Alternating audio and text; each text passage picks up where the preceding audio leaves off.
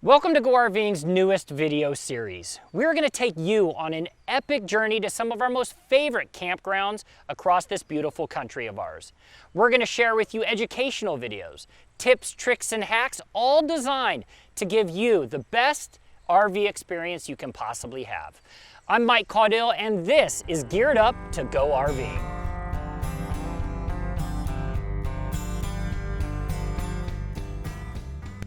Here in Tennessee and much of the South, we're always thinking about the inclement weather. In fact, here in Tennessee, they say if you don't like the weather, just wait 10 minutes and it will change.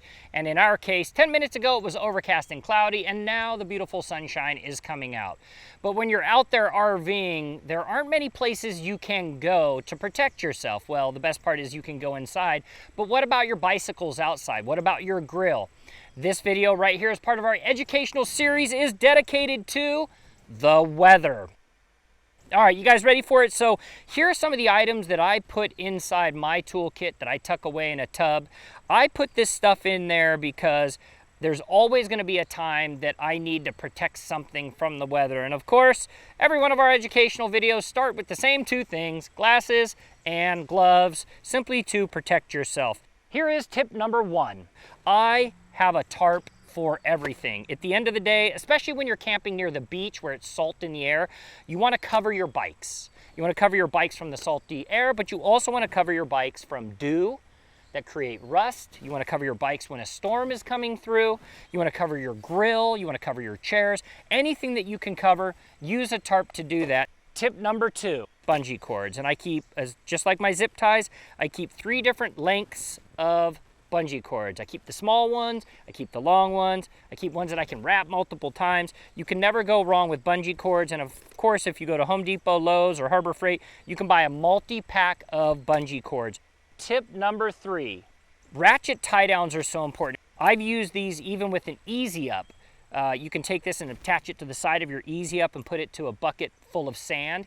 It keeps your Easy Up from flying around. I know for those of us that are big into the game of volleyball and you have Easy Ups on the side of the court and you have that little wind gust that comes through, especially when you're playing down in Florida, these help. So keeping ratchet tie downs are super, super important. Tip number 4. Sealant is so critically important with your RV, and I keep 2 different types of sealant on our RV. This is an actual leveling sealant. It's silicone based and requires you to put it in a gun and you can spray it into some corners.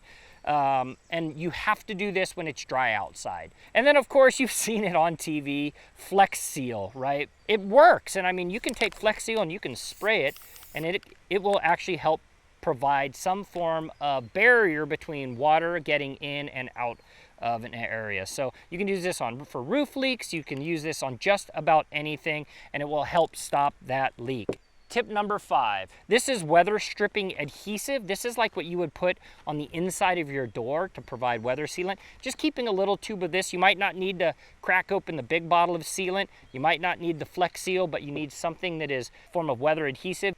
Tip number 6. I love some super glue or Gorilla Glue. I've got both of them here. I use this stuff on everything. It can be used to just about lock up anything that you need. So there you go. Video on things that you need to think about packing in your RV toolkit just to provide some protective maintenance from the weather.